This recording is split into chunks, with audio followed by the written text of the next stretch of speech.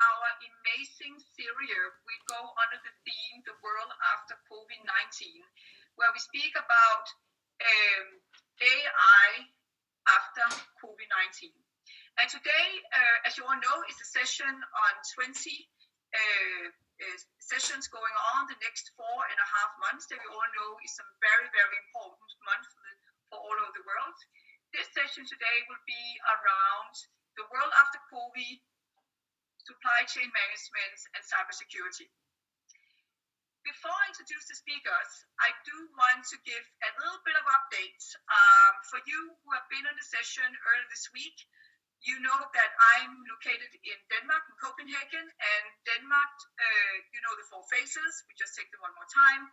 Phase number 1, COVID is coming. Phase number 2, COVID is spreading. And phase number 3, COVID is contained. And phase number 4 is that we reopen the society around the world. So Denmark opened up after Easter in a very small way, Tuesday, which is a couple of days ago, 2 days ago actually. And I will tell you one thing. I'm in the center of Copenhagen. The sun is shining. It is actually the Queen of Denmark's birthday today. She turned 80. And there are so many shops open. There are grocery shops, bookstores, all different kind of shops are open. Coffee bars are open. The kindergarten is open. Schools have opened. And I will say to all of you out there, I know it is great news. Of course, I will keep on updating you on how would the number look like, how would it work out for Denmark. You might also know that Sweden, which is just next to Denmark, decided not to close anything. And so the world is very much looking at Sweden and Denmark right now. So on the spot in Copenhagen, I will daily give you an update on how Denmark is reopening. So by that, I would love to introduce you to the digital keynote speaker and TEDx speaker and author, Chartlotte de Brabandt, that is really going to facilitate all the great conversations. Then we have Dave Sean, who is the board member and CFO at Hansen Robots, and also have the Angle West. And you know, last week we have Sophia the Robot with us from Hong Kong. She's not with us today. Today, you know, the theme is a little bit different. It's about supply chain management and cybersecurity. And then we have David Meltzer, who's the co-founder of Sports and digital keynote speaker, and also a very known author and speaker around the world. And then we have a very special guest with us today, because the 3 people I just mentioned will be in most of the sessions. But today we have invited Jim Fleming, Institute for Supply Chain Management. So over to you, Charlotte, and start the whole great conversation, which is all about the world after COVID-19. Thank you so much, Anne. Good morning, good afternoon, or good evening to everyone. And we are live from New York. In this series today, we will learn about supply management, cybersecurity, and all the possibilities learned and big lessons learned, especially now and after COVID-19 from an AI perspective. Let the force of technology take control.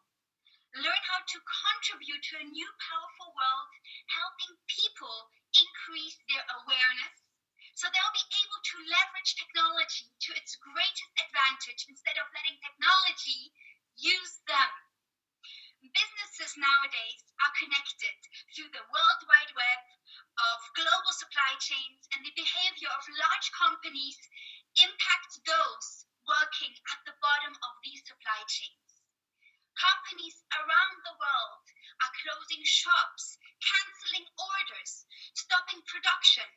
The garment industry is particularly hard hit, but other businesses like mining, jewelry, automotive sector, as we heard all the news from Germany, are suffering too. Workers in these supply chains are amongst the most vulnerable and most affected by this crisis. And the global economic picture is looking quite bleak, with recessions in almost every developed economy across the world. We assume that there will be a recovery in the second half of the year, but the downside risks to this baseline scenario are extremely high, as the emergence of second and third waves of the epidemic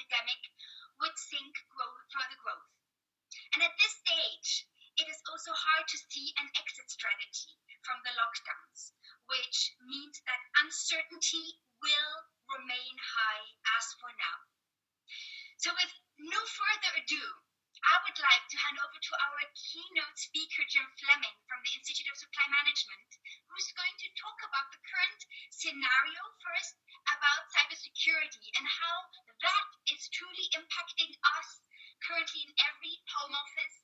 We need to create more awareness of all the precautions that we need to take and what is truly happening.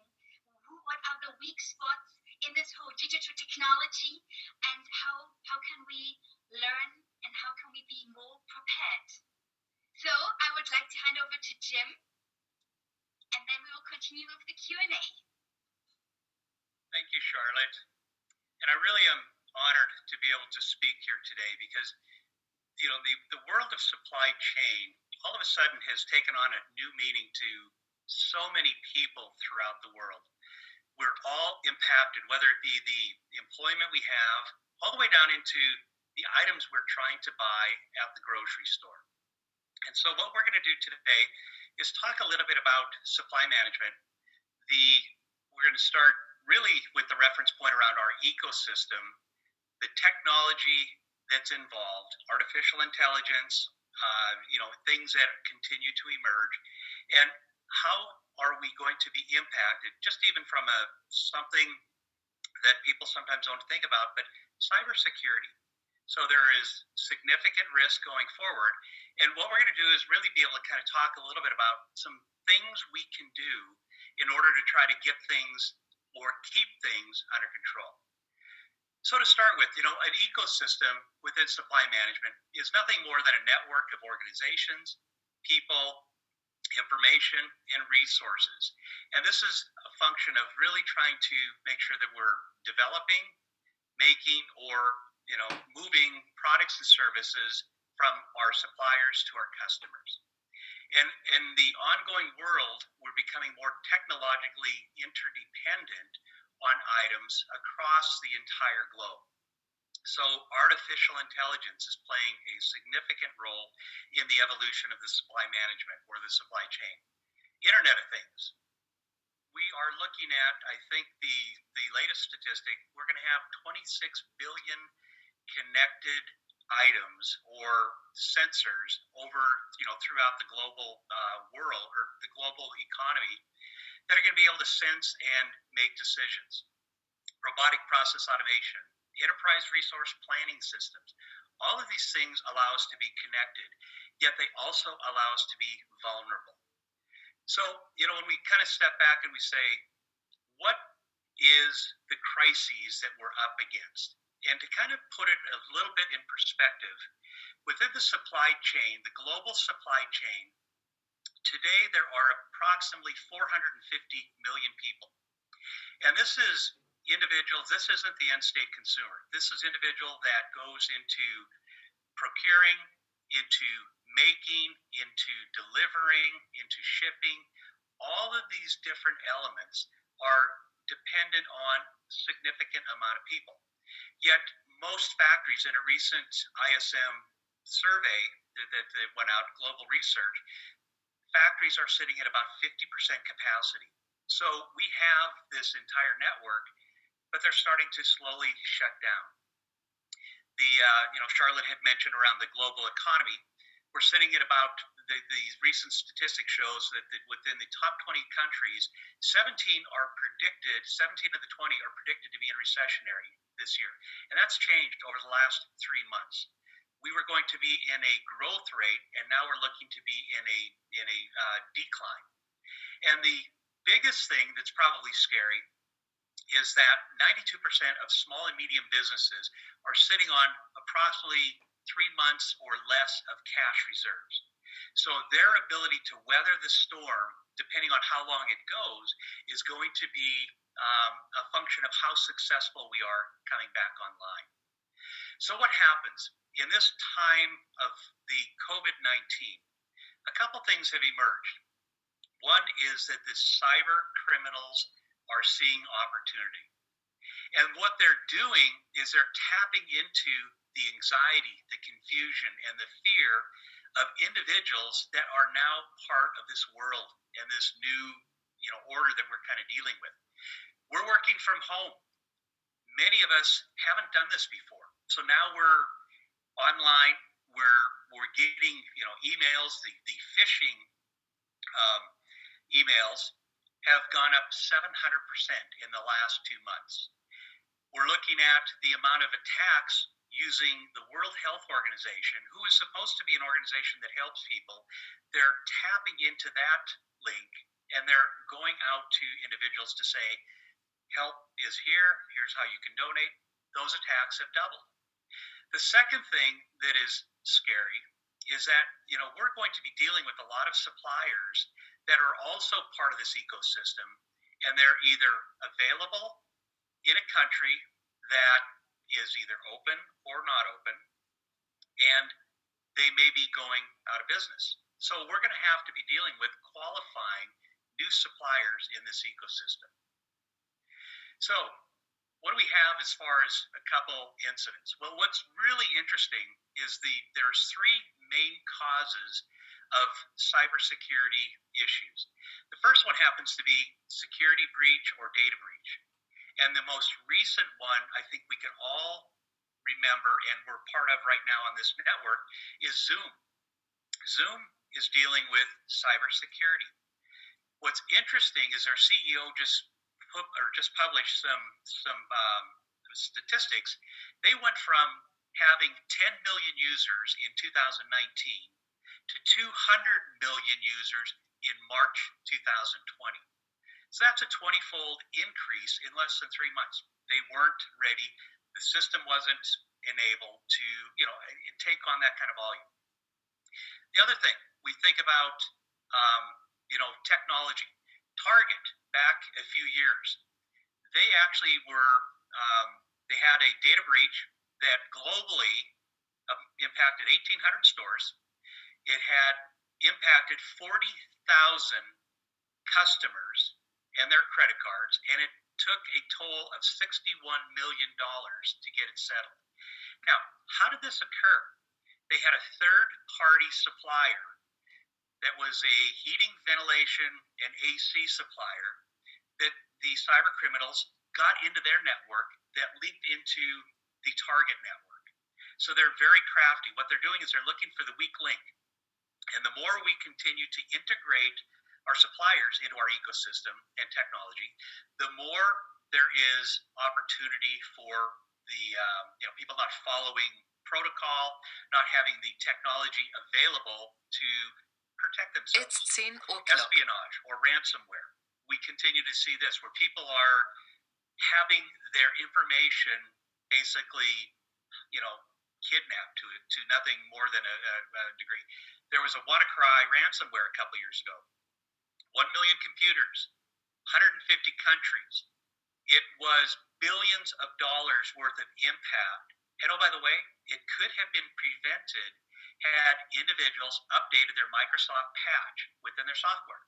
Now, how many of us have seen this? It's time to upgrade or update your patch or your software, and we hit, not right now, and we continue on. I've been part of this, right? And I think these are the behaviors that we look at and become vulnerable to within these cyber criminals.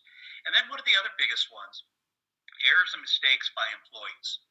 So 62% of all employees are using their personal social media account on their work platform. And that is encompassing about 90% of cloud-based breaches that have occurred over the past few years. 23 million breaches have occurred because people haven't set up a software password that when they're connecting their device. So the default password for 23 million breaches was 123456, the most common password out there. So when we're connecting, whether it be artificial intelligence, ERP, Internet of Things, we need to take some basic precautions. So what are we dealing with at this point? Well, there's two general things we can be thinking about from companies. One is we need to have some kind of an established framework that protects us. So these are working after, dealing with the behavioral-based issues and the compliance. So there's a number of different frameworks out there. In the United States, we have the National Institute of Standards and Technology. They have established a framework. And these are policies, guidance, training that we can all implement. And they is put out by the government, but they encourage business to use it. ISO, we have ISO standards, and they have a great framework. So these are things that we can incorporate into our day-to-day platforms and the way that we're working within this technology. It kind of covers the people. But what can we do from a technology standpoint?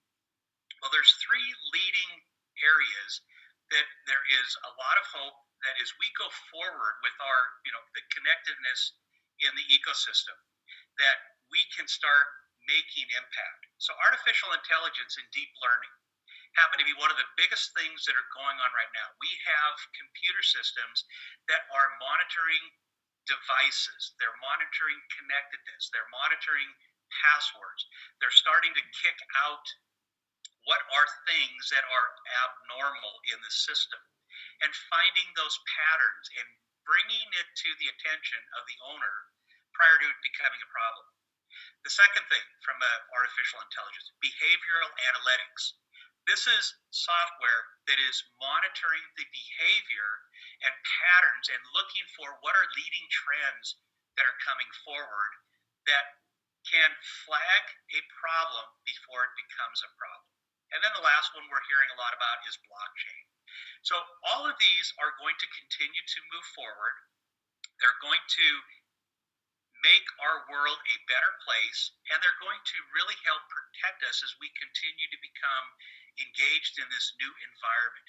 Because I think this new environment we're dealing with today is going to become a little bit more of the norm going forward, where people are working from home or criminals looking for opportunity. And so, I had a speaker yesterday that talked about, let's take a look at this crisis and not miss the opportunity that's coming out of it. So don't take advantage and say, once this is over, we don't have to go and worry about it anymore. So with that, Charlotte, I'd like to kind of, open it up for questions. Thank you so much, Jim. And I think that was really a fantastic introduction to set the scene of what it is that we're really talking about. All of us are using Zoom on a daily basis. Most of us have heard of all these cyber breaches that happened, as the examples that you gave. And we all are currently facing a new normal, staying at home, being with our friends, family, being a lot more connected with each other. And this, at the end of the day, it brings very positive things to us, but it may also bring a downside. And these downsides are these criminals that are currently looking for these weak points, these gaps in the system, if it's software, if it's hardware. And this is definitely very important to raise awareness for all of us. So I was wondering, given the introduction that you just gave for all of us, do you believe that technology is the answer to solving cybersecurity problems? Jim, if you would like to start, and then I would like to ask both Davids. Yeah, so one of the things, we've been doing a lot of research within the Institute for Supply Management and CAPS research out of Arizona State University. And we're trying to take a look at what is the supply management or supply chain going to look like in the year 2030. And we have now a significant amount of data that's showing that across our entire set of business processes, today, if you were to take a look at from the time I need something until I have it, there are approximately 38 major tasks that go on within supply management that are involving human beings. The year 2030, of those 38, only 7 of them are going to be needing human intervention. The rest is going to be automated. So we're going to continue down this development phase around technology running the business. We have to leverage technology in order to protect our business. So I believe technology will become a significant driver. But we can't forget around just the basic behaviors that each one of us need to take into account, right? So we have to be thinking around watching for and dealing with all of these different criminals that continue to try to infiltrate our systems. Mm-hmm. Thank you, Jim. And David, Chen, what is your opinion in terms of technology? Do you think it will solve all of the cybersecurity problems? Well, first of all, the problems that we see today in cybersecurity, I think, have always been there. It's just that with the scale, the magnitude of what we've seen happen in the last month, especially here in the United States with COVID-19, and the fact that everybody's online now has really exacerbated the issue. And I think to Jim's point, yes, we are seeing increased interest in AI technologies, big data, processing, analytics, whatever. And I think that will continue to be. So I do see that opportunity. But I think as importantly, we want to use technology to drive human behavior. And it's the common saying that goes, well, if it's transparent, if we can see the bad guys, the thieves, if we know that they're there and they can see us and we can see them, then they're less prone to do that bad thing, right? So if we can make that transparent and hopefully allow human behavior to be driven as a result of technology, right? Then hopefully that we can all change that behavior. So the bad guys, the thieves, won't see that as an opportunity. They won't see it as low-hanging fruit. And that's where I think technology can play a role, especially in terms of providing the blocking and tackling. But more importantly, I see that perhaps with the increased transparency and elimination of these issues, that the bad guys can be tamed, so to speak. Absolutely. I like your point with the behaviors. And David Meltzer, what is your opinion here? I think that technology will allow us to zoom in and zoom out more rapidly and accurately. And I think from start to finish in the supply chain, it allows us to be more accurate and quick about what we do. And there's no doubt what Jim said, by 2030, that there'll be 6 or 7 remaining. Those 6 or 7 still will be crucial, applying what David said, right? That we still need human behavior, emotional intelligence, all of these things to drive the accuracy and rapid nature of what we're able to do, including the vaccine, which ultimately in this situation is what we want because it's the only certain stop that we can have. And everything else will rely on the technology as we zoom in and zoom out to get those rapid, accurate answers that we need. Absolutely fantastic, David Meltzer. And Jim, just back to you. If we now focus, if we shift the focus towards AI, COVID-19, how can we ensure the learnings from COVID-19 will be remembered for the next big crisis from an AI perspective? Yeah, that's really a good point. And this has been a theme that continues to come up because we have organizations that we're talking to that said, this isn't the first crises we've dealt with. We've gone through the financial crises in 2008. We've gone through the tsunami that hit and the earthquake that hit Japan in 2011. We've had other pandemics. One of the things that we're seeing is that organizations that are thriving today are organizations that learned from the past and implemented systems, implemented technologies, and implemented behavioral-based training and attitudes, cultural shifts within their company that remember this. So it isn't about as much as remembering it. It's adapting the way you work differently that incorporates some of these key things that have impacted us in the past. The organizations that don't make changes, a lot of them didn't make it. And that's going to be a risk today. Companies that might be successful may not make it, unfortunately, because of the financial situation. So I think one of the things we need to do is really kind of ensure we have some form of after action reviews within organizations, some kind of lean journey around taking what we have and looking at the robustness within our systems and our infrastructure. It is imperative that and the second thing that comes up is that there was a speaker this week that talked about the analogy of a baseball game. So this past 4 months is equivalent to maybe the first inning. And the journey is going to be going on for the next 12 months to 18 months. And so we have an opportunity to learn what we learned today, adapt, make changes as we go forward.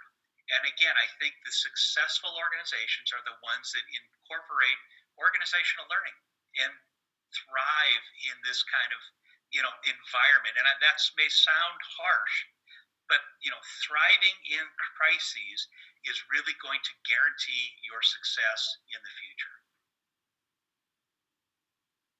Wow, what an answer, Jim. And it gave me goosebumps, the last sentence. I love it. Jim, now coming from, so you already set the target, the bar quite high.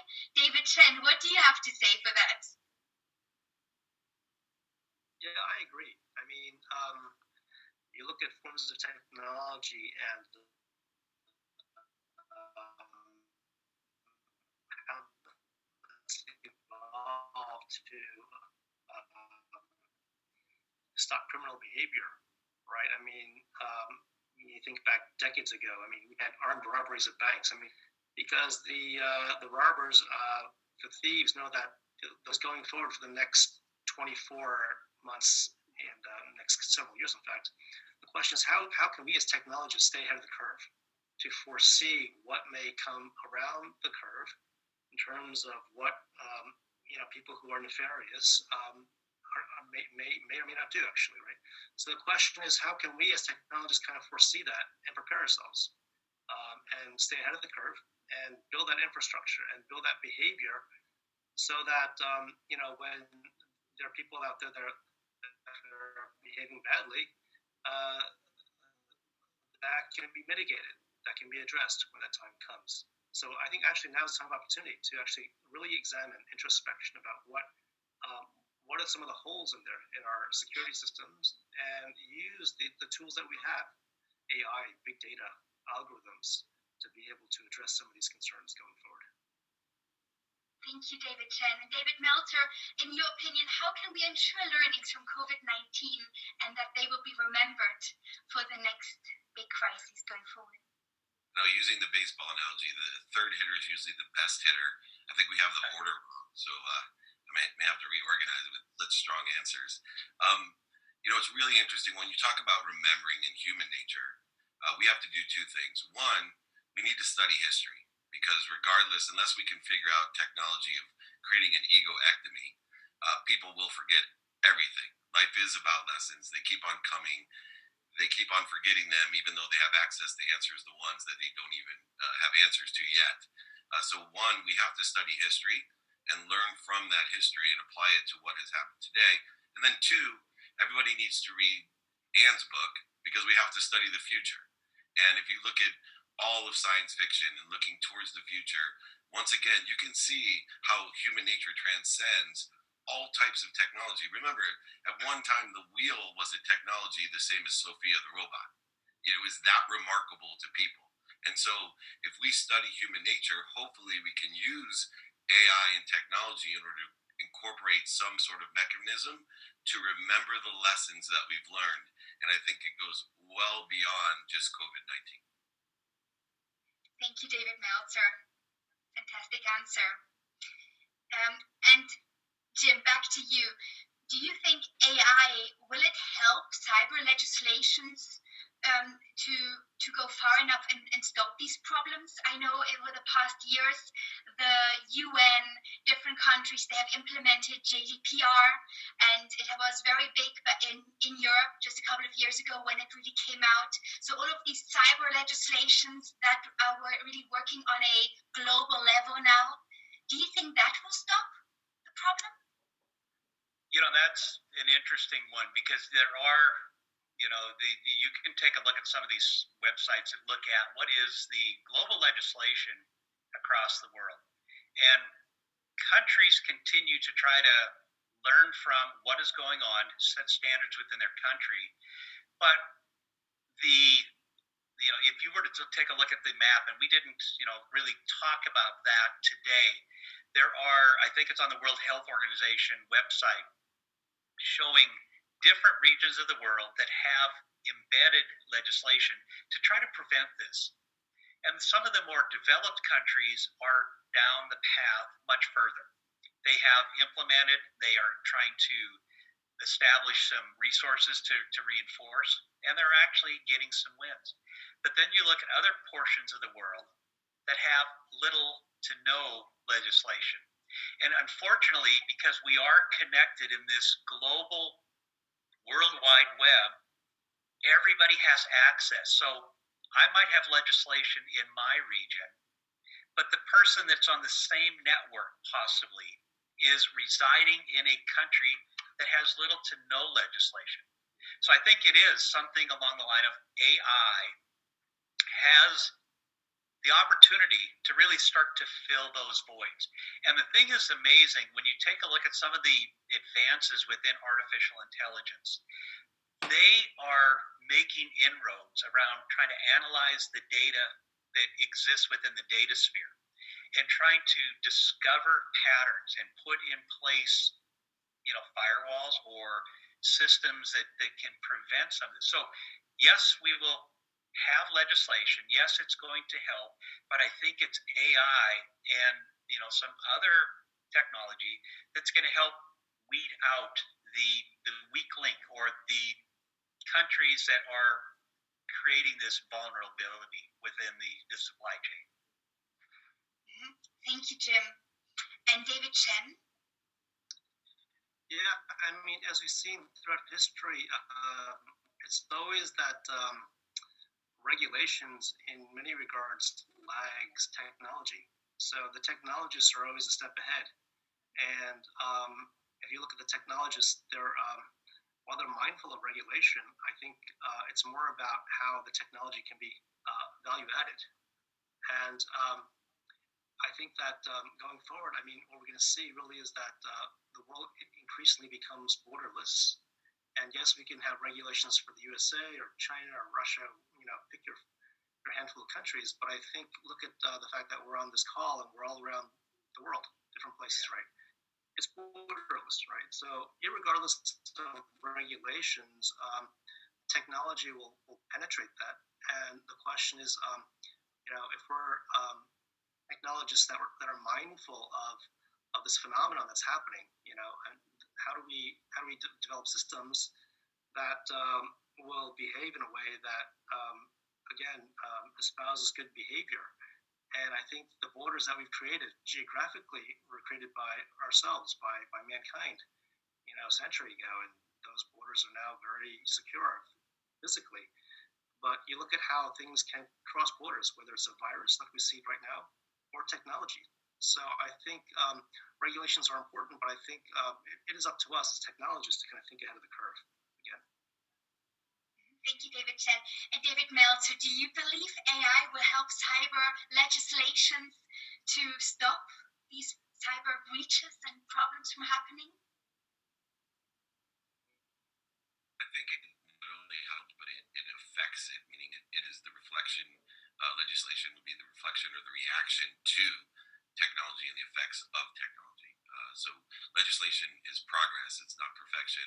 It's usually, as David Chen adequately said, it's behind the activity. So if you're on a boardwalk and they have electronic scooters and people start getting hurt and killed on the boardwalk, they create legislation to say, don't use those electronic scooters on the boardwalk. Those types of things have to move very quickly. The problem that we have is we have to rethink, because of AI and technology, the major institutions of the world, the financial institutions, the educational institutions, our healthcare institutions. And so being a recovering lawyer myself, that's a lot of legislation. That's a lot of regulation. And so I think David Chen's idea of AI actually allowing for self-regulation, for worldwide unification, that's our quickest hope to the progress that I at least hope for and work for every day. Thank you, David Meltzer. And Jim Fleming, back to you. What is the best way to understand future technology capabilities, in your opinion? Yeah, so that's an interesting one. It's, if you were to just take a look and go on to, whether it be Google or any other search engine, and take a look at, type in innovation within any industry, and or look at what is in, the big 10 items going forward. It is amazing what information starts to come up. And when we work with leaders and we work with, kind of the mid management, one of the things we really try to stress is stay informed. Take a look at what is emerging in our environment and try to create your visions, your missions, your strategies that is going to align to some of these emerging things. And so one item that I see in a lot of companies, we have youth that is coming in, and they are very inquisitive. They are very good with technology. And if you can create the environment where they go out and they explore, they start to bring back ideas that we, people of my generation, may not have even imagined. And so I think what we have to do is really start to create the environment where we can be open and we can explore and we can share and start to experiment. And I think having an environment where you can experiment with what is occurring, because some of the technologies that we're finding are relatively straightforward. They're available and they're affordable. Maybe they weren't 3 or 4 years ago, but what we're finding in supply management, robotic process automation is almost, I wouldn't say kind of a mainstream item, but it's something you can go out and buy off the shelf today and set up in your environment so readily. You can take advantage quickly, but you have to know what's there. Blockchain, Walmart and IBM are doing some phenomenal things today with blockchain, and that's going through the food environment, through the food supply chain, and they're implementing these things when all you have to have is a point of connection to the internet. And so something as simple as your smartphone, and we all have smartphones, laptops, Wi-Fi. Everybody within the supply chain has pretty easily accessible access to these. And companies like this are finding ways to make it easy. So what we have to do, again, is continue to explore, continue to learn, and not get paranoid or paralyzed thinking technology is too hard to implement. Because we have some very creative people that can say and look at this thing and say, that's pretty straightforward. Let me show you. And if you can explore that and have that conversation with people, it's amazing some of the things that are going to transpire. Thank you, Jim. And especially not forgetting our next generation, our talents out there. And they're the inspiration of the future and how they can contribute with their upbringing, our digital natives at the end of the day. Yep. Thank you for that point. And David Chen, in your opinion, what is the best way to understand the future technology capabilities?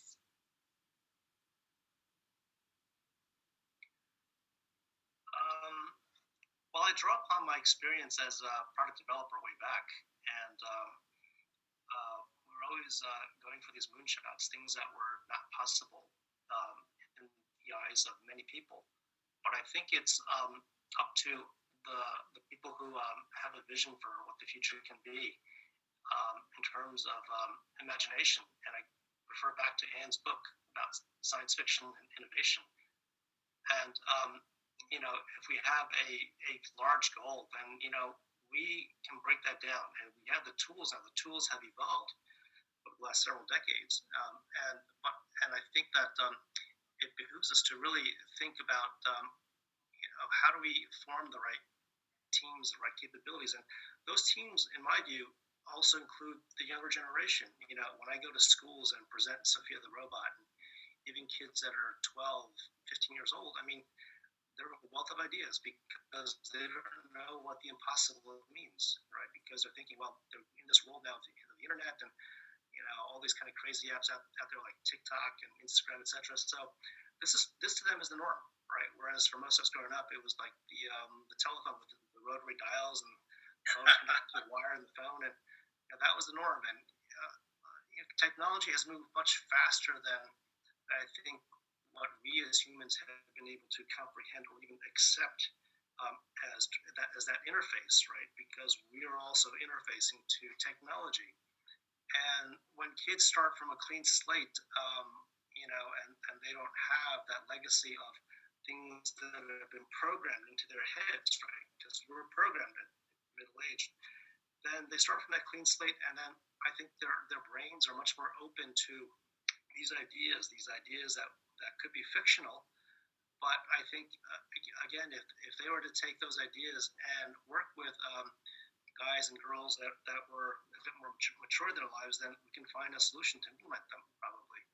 So I think for those of us that are in our middle age kind of career situation, that are looking for some of the answers, I would say reach out to the youth. And I believe that going to schools and presenting robots and AI and having conversations will, in fact, teach us as later stage folks that wow, that's possible. This is the imagination of the kids, and therefore, Thank you, David Chen. And David Meltzer, I mean, you work so much with our next generation. You are helping us to thrive. You're serving us, trying to accommodate us, to prepare us for all the change that's happening. And what is your opinion to best understand future technology capabilities? Innovation is exploration, and I have a saying, be more interested than interesting. So whether I use 3 components, looking at books like Anne and reading things that allow us to explore and to innovate. 2 would be to meditate. I think that we don't give our middle-aged old people enough credit of being able to get out of our own way. Yes, we are pre-programmed, but our conscious, subconscious, and unconscious mind can be utilized in the best methodologies by meditation. And then David nailed the nail on the head when he said, ask for help. What I see through, when I was CEO of the world's first smartphone in '99, all the way to today, is that the people are successful in innovation. The companies that are successful in innovation, they're leveraging this great innovative nature, this open-mindedness of the youth, their technological skills, but also allowing them to acquire the business acumen, the knowledge, the dummy tax, the situational knowledge and advice of those who may have more experience on how to monetize it, to utilize it, and to protect us. And so if we all become explorers, if we're all more interested than interesting, and we meditate, ask for help, we will accelerate these unbelievable ideas and materialize them into a true reality. Thank you, David Meltzer. Fantastic answer. And back to you. Thank you so much for this great panel. And now you can have the last word. So first of all, big thanks. We actually, just to say it as it is, we have been 1 week on this platform, and we actually broke the record today with number of audiences. So that's a milestone in itself. This session here has been interesting from many perspectives, because I know that if we had the same conversation before COVID, it would be a whole other conversation that we have now, where we are going to the whole 4 phases of COVID. And that's why it is super important and relevant that we bring those conversations out there to the world. And again, thanks for mentioning the science fiction many times. And I just want to elaborate a little bit about this, because I know there's a number of science fiction movies out there that was created for way back, and even some on Netflix right now that I personally have decided not to see, because they are the scary science fiction that we always try to say that's not what's going to inspire us. It is the good science fiction that's going to inspire us to build the future and to build the world. But we are in the most scary science fiction movie right now around the world. And using this imagination that science fiction thinking can help us, it's a way of thinking, and that is what that's been referred to. We also put the link into the chat. It is a mindset, it's a thinking where we dare think into the future, as also all of you talked about. Think about future scenarios. And I can't keep thinking about, I was just meeting a person earlier today, which husband is right now in Denmark working on, which we all are just also waiting for, that you can actually test yourself before you go out, right? If we can, one thing is that to get the vaccine, but if you can test yourself in seconds and to know if you have corona or not, you know, we can begin to open up. We can begin to open up to go to dentists or hairdressers and so on and so forth. If we know our own health situation and we are not bringing other people in danger, including, of course, ourselves. And that scenario that you test yourself before you leave home would be a super science fiction thinking before COVID, but now it's like a reality that we really, really need something like this. And that's why you can say science fiction thinking and speaking about the world of the COVID is something that is very connected, and also when we think about AI. So again, an amazing conversation, 19 more to go. And what I want to end the note on is, of course, to thank Charlotte, David, and Jim. And Jim, we will invite you back into the conversations here because cybersecurity has always been important, but it's more important than ever now as we all go digital. And then I would like to bring the attention on what we're going to talk about tomorrow, because tomorrow we actually going to be all about health and well-being. So I'm just going to share the screen here for 2 seconds. So tomorrow we are going to have a session around SAP Purpose at Work Life, where we have health and well-being. It's also a series of 20 sessions. And as David said, this session is here really about meditation. It's about how do we deal with the crisis that we go through, all of us around the world right now. So there is an app called Here that have different way of dealing with the crisis situations. And I think all of us are going through different, we have our happy moments during the day. We have our low phases during the day. So this is what the session is about tomorrow. We also being in the air now for 1 week. We have so many people. I mean, we actually already have more than 2,000 people on the platform. So big thanks again to Charlotte, David, and Jim. And more to come tomorrow. And I will tell all the listeners out there, we started with a couple of sessions last week. We doubled up the session this week. And I can tell you next week, we are doubling up again. So there is a lot of great conversation, a lot of help around the world, and a lot of great knowledge sharing and conversation that we need to take as we all are fighting COVID. And I promise you, I will keep on giving you good input from Copenhagen, which literally have opened up this week. So stay safe out there and take care of each other and spread the good vibe, because we will get through this. I can tell you that coming here from Copenhagen. Thank you. Thank you. Thank you very much.